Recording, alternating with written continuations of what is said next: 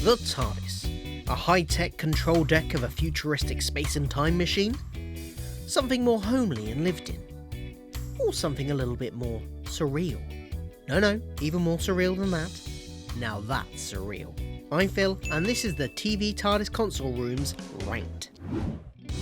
When I came to put together this list, the top and bottom choices were already in my head, firmly established if you will. But the rest of the list? That was all a brand new voyage of discovery. Self-discovery even. Well, okay, probably not that much discovery.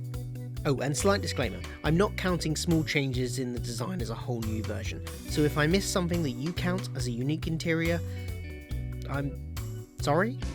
Do feel free to complain about it in the comments. Shall we get started? Right at the bottom of this list is... Yep, it's the newest one. I made a whole video after the 13th Doctor's TARDIS was revealed in the Ghost Monument, talking about my initial, mostly negative response to the design. But I did say I would give it a whole series to see if it grew on me. It didn't. In fact, it got worse. I never liked the crystals from the start, but when I saw the, for want of a better word, fingers at the top of the columns moving, boy did that look cheap. The interior was dark, didn't get the impression of a big space like the multi-levered Moffat-era TARDISes, and had annoying things like the model spinning TARDIS on the console. I mean, I suppose it's not all negative. I kind of like the roundel designs on the wall, the way they interlace and overlap, and the way they're used as a visualizer screen. And I like the three-sided police box entrance hall thing. But overall, I considered this design one of the biggest missteps of Series 11, and I, for one, was glad when they didn't spend too much time in it. You've redecorated. In 10th place, the third Doctor's TARDIS. What does the Doctor do with his dirty teacups? Some of that china's far too delicate for a dishwasher. The third Doctor never had to fear though, because he had literally dozens of washing up bowls just hanging on the walls of his console room. Looking stupid. The first real redesign on the show, and thankfully one that didn't stick around. And number 9, the wooden console room. Tom Baker's secondary console room gets marked down in my list primarily because of the console itself. I mean, you call that a console? It's tiny. It doesn't even have a time rotor. The best thing about this console room was that it showed that the design could be radically changed. Something they wouldn't really revisit for another 2 decades, but hey, precedent was set. In number 8, the 4th Doctor's other TARDIS console room. You've got to give the production team environmental points for recycling here, as a lot of the set was recycled from the wooden secondary console room, with a new off-white paint job. I'm not a fan of the rounded pillars personally, and the rounders have this weird transparent look that actually just seems to make them look dirty. The console itself was alright though, apart from maybe the time rotor, which looked, I don't know, a little bit dull compared to some. Number 7, the 11th Doctor's first TARDIS. I've got to give Moffat's production designers credit where it's due for this, because I absolutely love the feeling of space they introduced here. Walkways, stairs leading off to corridors, multiple levels. For the first time since the TV movie, it felt like the TARDIS was a truly infinite space. But it was just a little too wacky and surreal for me. It felt like something that belonged more in a Dr. Zeus story than a Doctor Who one. I prefer my TARDIS interiors to make a bit more logical sense. Did somebody mention Dr. Seuss? Oh, I love that man. So many rhymes. Grandma, I got your text. Oh, hello. What are we filming and why am I in this costume? Oh, this is just a little segment for a Philip Hawkins video. Wait, this is gonna appear in a Philip Hawkins video? Oh, yes, Phil was just talking about Dr. Seuss. You know, the alien who travels through time and space in a tortoise that's bigger on the inside. No, I think for once he's talking about the Dr. Seuss. The definite article, you might say. No, the man who wrote The Cat in the Hat. Not Billy Hardy? No. Patty Trouty? Definitely not. Johnny Birdie?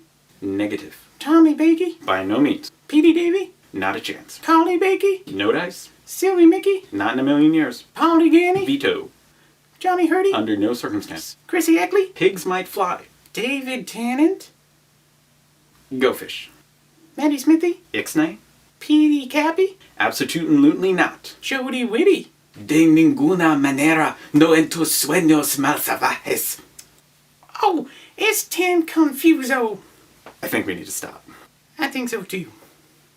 Okay. And number 6, the 9th/10th Doctor's TARDIS. Coral? This is a spaceship, not a day out at a sea life centre. I've never really gotten on board with the idea that the TARDIS should look organic, although I suppose I should be thankful it's not crystal. I do like the idea of internal rib-like structures though. We've seen something similar in the TV movie, but in metal, just not this style. It also felt quite small, especially compared to the previous console room for the TV movie. Infinite space? We didn't even see a single door or passageway leading out of this room to the rest of the ship. On the positives, I like the rounded dome-like feel to the room and quite like the fixed up look of the console. Number 5, we've got the 80s TARDIS. I'm making a stand. Square columns are better than rounded ones. I don't know why, they just please my eyes more. Case closed. I also much prefer the console itself on this design to the 4th Doctor's. The time rotor has a more visually interesting design and the panels look like they actually have a lot of functions, even if they do look like they're rather dated technology now. The room was a bit empty though. Where were all the accessories? Number 4, the War Doctor's TARDIS. A blend of old and new. We didn't get to see much of the War Doctor's TARDIS, and in many ways it suffers from the same issues of feeling claustrophobic and yeah, there's still the coral. But I like the bridging of designs and the white makes it seem less oppressive, so I can forgive it mostly here. Number 3, the original design. The original design is one of genius simplicity, a futuristic white space that, unlike later iterations of the white room design, wasn't too empty.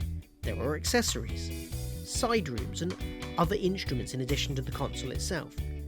It felt like the perfect blend of minimalism and futuristic tech, and it would be nice to see a future TARDIS design harken back to it a bit more. Let's take a quick pause from this list for some honorary mentions from expanded media. Scream of the Shauka TARDIS. This animated TARDIS was always very darkly drawn, so you couldn't really see much of it. The console shared the 8th Doctor's steampunk aesthetic though, which I liked, and I love that winding staircase that led to who knows where and who knows how high. The 7th Doctor's comic TARDIS. What a fantastic take on the classic white roundel design this was.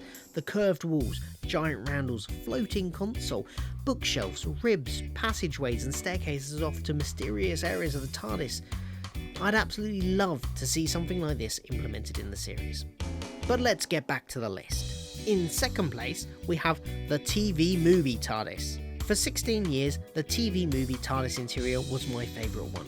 The 8th Doctor was my Doctor in a way that anyone's first Doctor that gets you really invested in the show is, and so part of my love for the room was tied up in that. But also, I love the size of it. The first time that the TARDIS had truly felt infinite for the console room alone. I love the gothic steampunk style of it. Quirky, homely and atmospheric all at once. It introduced many design elements I love, like the ceiling-length time rotor, the ribs surrounding the console area, and accessories like bookshelves. The possibilities with this interior were simply endless. And in top place on my list, the 10th Doctor's second TARDIS and Capaldi's for his run is hands down the best console room this show has ever seen. It has the feeling of futuristic alien technology that the earlier console rooms had, while still feeling warm and homely like some of the latter ones. It's like a spaceship. kitchen. No, Bill, it doesn't look like a kitchen, it looks like a spaceship, for the very first time. And I love it. I love the use of levels, the doors, the console, and as Capaldi's TARDIS, all the accessories, the bookshelves, the chalkboard, the ornaments. I realise they couldn't keep this design forever, but I kind of really wish they'd kept more of the ideas from it. Developed it and tweaked the basic foundation like they used to do in the classic series, rather than starting completely from scratch. Farewell, console room, you will forever be in my heart. That's my ranking. What's yours? Do you have a favourite TARDIS interior, or one you absolutely loathe? Let me know in the comments below. Don't forget to like, share, subscribe and all that jazz for more rankings, Doctor Who content and other geeky pop culture stuff from me. See ya!